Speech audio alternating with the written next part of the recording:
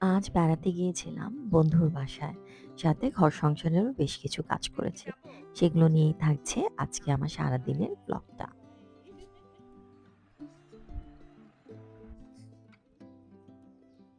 সকালে উঠে চলে গেলাম গাছদের সাথে দেখা করতে। আমার গন্ধরাজে বেশ গলিয়ে এসেছে। ফুল আসবে আসবে করছে। আকাশটা একদম গুমোট হয়ে আছে, এত গরম। এই গরমে কোনো কাজ করতে গেলেই একেবারে জান হাঁপিয়ে উঠছে। ভীষণ গরম, একদম গুমোট একটা ওয়েদার। বসে গেলাম যোগা করতে। আমাদের যোগা ক্লাস যদিও বিকালে ছিল, যেহেতু আমার একটি দাওয়াত আছে, তাই আমি আপাকে বললাম যে সকালে ক্লাসটা নিতে। সকালবেলায় ঘুম থেকে উঠেই যোগাতে বসতে খুব ভালো লাগে। এত ফ্রেশ লাগছিল এবং সারাটা দিন এত বড়, এত মানে কি বলবো মিনিংফুল মনে হচ্ছিল। এইটা সকালবেলায় আসলে যোগাটা করতে পারলে খুবই ভালো। এটা আমার মনে হয়েছে সকালে যোগা করে। একটা সময় আমি সকালেই করতাম। যখন আমি হ্যাপি আপার কাছে যোগা করতাম, তখন আমি সকালেই ৯টার মধ্যে বের হয়ে যেতাম। উনি থাকতেন ৪ নাম্বার সেক্টরে উত্তরার। ওখানে যেয়ে আমি যোগা ক্লাস করে 10:30-11টার মধ্যে বাসায় ফিরে আসতাম। এখন ঘরের টুকটাক কাজগুলো আমি শুরু করে দিব খালা আসার আগেই। তার মধ্যে একটা হচ্ছে ওয়াশিং মেশিন অন করা। এটা প্রতিদিনেরই একটা কাজ এবং এই কাজটা আমি করি। ঘুম থেকে উঠে এগুলো করে ফেলি। আরেকটা কাজ করি, সেটা হচ্ছে ঘরের যেটা ওটা যেখানে খেতে চায় না ও। অগোছালো, মানে যেটা যেখানে থাকার কথা সেখানে নেই। আগের দিন কাজ করেছে এবং ফেলে রেখেছে এখানে সেখানে। সেটাকেই আবার জায়গা মতো গুছিয়ে রাখি এবং এটা করতেই মিনিমাম হাফ অ্যান আওয়ারের সময় লাগে। কারণ চারিদিকে অনেক কিছু ছড়ানো থাকে। এটা আমার প্রতিদিনের ব্রেকফাস্ট।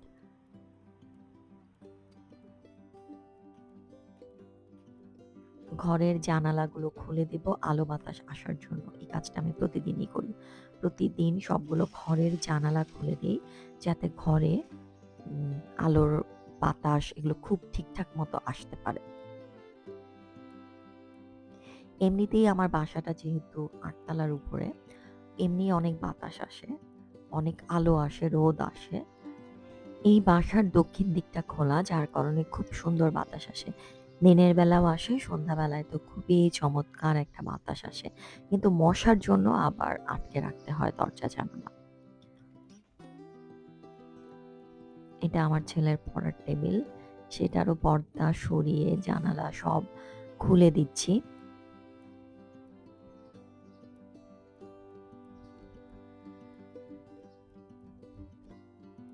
প্রতিটা জায়গায় এরকম অগোছালো থাকে, সকালবেলায় উঠে সব পরিপাটি করে গোছাতে হয়।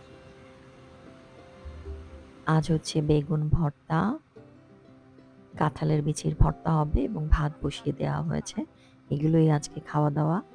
লন্ড্রির কাপড় চলে এসেছে। ঘরের কাজ করার সময়, দরজার কাজ করার সময় এখানকার কার্পেটটাতে বেশ ধুলা হয়েছিল।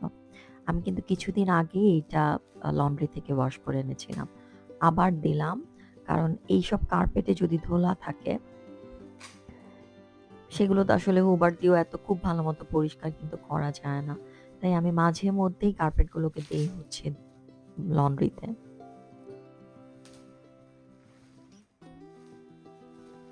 কারণ এখানে যদি ধুলো জমে থাকে এগুলো শরীরের জন্য খারাপ। এমনিতেই কার্পেটে অনেক ধুলা জমে। সেটা যদিও পরিষ্কার করা হয়, কিন্তু এটা যদি ঠিকঠাক মতো প্রপারলি পরিষ্কার করা না হয়, এগুলো নিঃশ্বাসের সাথে আমাদের শরীরে ঢুকবে। এমনিতেই আমরা সীসা ভর্তি বাতাস ইনহেল করি, ধুলাবালি ইনহেল করি, ভেজাল খাই। কোনো কিছুর অভাব নেই আমাদের দেশে। কোনো সিস্টেমের মধ্যে পড়ে না এই দেশ। এবং খুব দুঃখজনক হলেও সত্যি যে এই দেশের প্রত্যেকটা সিস্টেমই আসলে খুবই ভঙ্গুর অবস্থায় চলছে। এই দেশে সরকার বলে কিছু নেই। এই দেশে শাসক বলে আছে এবং প্রজা বলে আছে। কিছু ক্ষমতাধর মানুষের হাতে টাকা আছে, তারা শাসকের পর্যায়ে আছে। আমরা যারা এই ধরনের মিডল ক্লাস ফ্যামিলিতে বা গরিব ফ্যামিলিতে বিলং করি, আমরা হচ্ছি প্রজার পর্যায়ে আছি। তারা যেভাবে নাচাবে আমরা সেভাবেই নাচবো এবং এই দেশে এভাবেই করেই আমাদেরকে থাকতে হবে। চারিদিকে তাকালে, বিভিন্ন অপরাধ দেখলে, শাস্তির ব্যবস্থা দেখলে, সরকারি চাকরিজীবীদের অবস্থা দেখলে, দুর্নীতির অবস্থা দেখলে এটা ছাড়া আর বেশি কিছু মনে হয় না। খুবই হতাশাজনক দেশের অবস্থা। তারপরেও আমি সবসময় খুব পজিটিভ ভাবে নেওয়ার চেষ্টা করি, পজিটিভ চিন্তা করার চেষ্টা করি, পজিটিভ ভাইব নিয়ে নিজেকে এগিয়ে নিয়ে যাওয়ার চেষ্টা করি। কিন্তু একটা দেশের ভঙ্গুর সিস্টেম, ভঙ্গুর সমাজ ব্যবস্থা আপনি কেন খুব এই বেশি গাছটা দিন সরান তো? এগোতে পারবেন না। এই গাছের তাকিয়ে কান্ডটা এই দেখবেন পাশে সরান। চারপাশে এদেশের সকল মানুষ অস্থির। সবাই অস্থির। আমি আপনি থেকে শুরু করে আমরা প্রত্যেকেই অস্থির। সবার মধ্যে এক ধরনের রাগ, ক্ষোভ, অস্থিরতা, চিৎকার, চেঁচামেচি, বিরক্ত এগুলো সারাদিন আমাদের মধ্যে থাকে। রাস্তায় যদি আপনি বের হন, সারাক্ষণ দেখবেন আশেপাশে মানুষজন চিৎকার করছে, না হলে মারামারি করছে। মানে কারোর ধৈর্য নেই একটা গাড়ি যদি আসে তাকে একটু সময় দিয়ে দাঁড়াবে যে অন্য একটা কিছু পাস করুক। সবাই একসাথে যেতে হবে। এত তাড়া কিসের? এদেশ কি এতটাই উন্নত যে ১ মিনিটের এখানে অনেক লস হয়ে যাবে? তা তো না। এদেশের মানুষ অলস। যতই যাই বলি না কেন বাঙালি অলস। সেই অর্থে পরিশ্রম আসলে করে না। যতটুকু করতে হয় পেট চালানোর জন্য শুধুমাত্র সেটুকুই করে। আমি আসলে খুবই হতাশ, খুবই বিরক্ত, খুবই পজিটিভ থাকার চেষ্টা করছি কিন্তু তারপর আমি থাকতে পারছি না। রামিসার ঘটনাটা আমাকে ভীষণ রকমের উম কি বলবো? ভীষণ রকমের আঘাত করেছে। রামিসার ঘটনাটা আমাকে আবার নতুন করে এই সমাজের দিকে তাকাতে বাধ্য করেছে। আপনি চিন্তা করেন ক্লাস 2 তে পড়া একটা বাচ্চা যার বয়স ৭ বছর। একজন প্রাপ্তবয়স্ক মানুষ এই ৭ বছরের বাচ্চাকে দেখে তার যৌন লিপ্সা কার্যকর করার জন্য তার বাসার পাশে ভাড়া নিয়ে ওঠে। ২ মাস ধরে সে টার্গেট করে বাচ্চাটাকে এবং তার বউ তাকে এই পুরো কাজটাতে সহযোগিতা করে। মানে আপনি চিন্তা করেন ঘটনাটা কি ভয়াবহ ছিল। এগুলো নিয়ে আসলে আর কথা বলার কিছু আমি খুঁজে পাই না। মানে এদেশে আসলে কোনো সমাজ ব্যবস্থা নেই। এদেশের মানুষ আর মানুষের পর্যায়ে নেই। আমরা যে কোথায় চলে গেছি, আমাদের মানসিকতা যে কি হয়ে গেছে, এগুলা বলে বিশ্লেষণ করা সম্ভব না।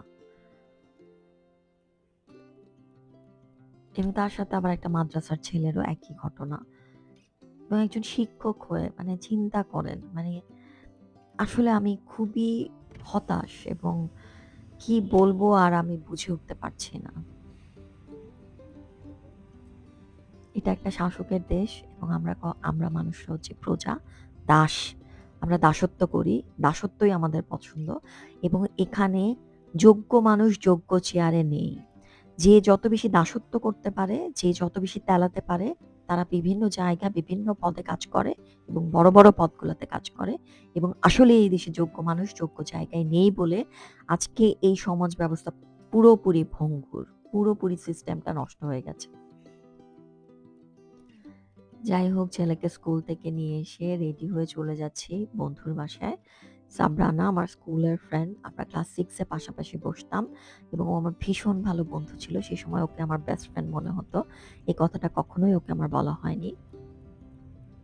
এরপর অন্য সেকশনে চলে যাই বা সেম সেকশনে হয়তোবা ছিলাম অন্যদের পাশে বসি এবং দূরত্ব তৈরি হয়, কথা গল্প অনেক কমে যায়। দেখা হয় না। কিন্তু আবার আমরা নতুন করে রিকানেক্টেড হই।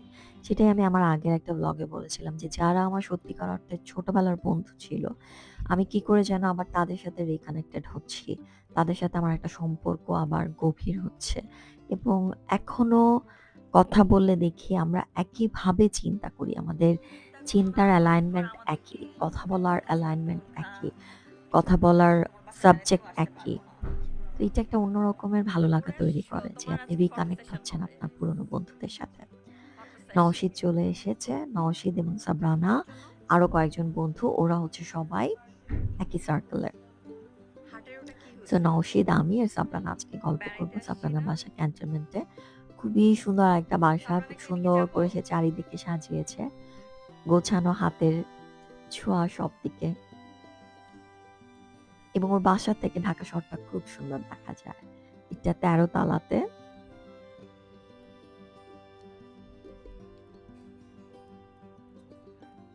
Home sweet home. আসলেই যদি বাসা মনের মতো হয় তবে সেটা আসলেই হোম সুইট হোম হয়ে ওঠে। যে দারুণ। কি সুন্দর ঢাকাটাকে দেখা যাচ্ছে এবং মনে হচ্ছে সবুজ। সত্যি যদি আমাদের সমাজ ব্যবস্থাটাও এরকম সুন্দর হতো, এতটা সবুজ হতো, মনটা সজীব হতো আমাদের, তাহলে সমাজটাও খুব সুন্দর হতো এদেশে বাস করতেও আমাদের ভালো লাগতো। এদেশ থেকে আমরা ভেগে যেতে চেতাম না, পালিয়ে যেতে চেতাম না। মানুষই পারে সবকিছু ধ্বংস করতে, সবকিছু নষ্ট করতে। এই দেশটা মানুষ কুরে, কুরে, খুঁচিয়ে, এই খুঁচিয়ে চাপাটা নষ্ট কি করে ছবি? দিচ্ছে। অনেক সুন্দর তো। এই ছবিটা ওর কাজিনের আঁকা, যিনি মারা গেছেন। ছবিটা খুব সুন্দর। হ্যাঁ, খালেদ হাসান। উনার নাম দেখছি আমি, খালিদ হাসান। ওর বাসার বিভিন্ন জায়গায় বিভিন্ন কিছু দিয়ে ও ঘরটাকে সাজিয়েছে ওর মনের মতো করে। ঘরের প্রতিটা জানালা দিয়ে ঢাকা শহরের বিভিন্ন রূপ দেখা যায় এবং ভালো লাগছিল দেখতে। কারণ ক্যান্টনমেন্ট ঢাকার মধ্যে খুব সুন্দর একটা জায়গা। এরপর আমাদের খাওয়া-দাওয়া, ঝুরা মাংসটা একদম কোরবানির মাংসের মতো হয়েছে। আলু পরোটা, মুরগি, সবজি, সাথে ছিল কাবাব আর এরপরে ছিল হচ্ছে গাজরের হালুয়া। এত মজার গাজরের হালুয়া আমি অনেক, অনেক দিন পর খেয়েছি। অসম্ভব মজা ছিল এবং দুঃখজনক যে আমি আসলে ভিডিও করতে বা ছবি তুলতে ভুলে গেছি গাজরের হালুয়ার। সুন্দর একটা চা খেলাম, তারপর আমরা ছবি তুললাম।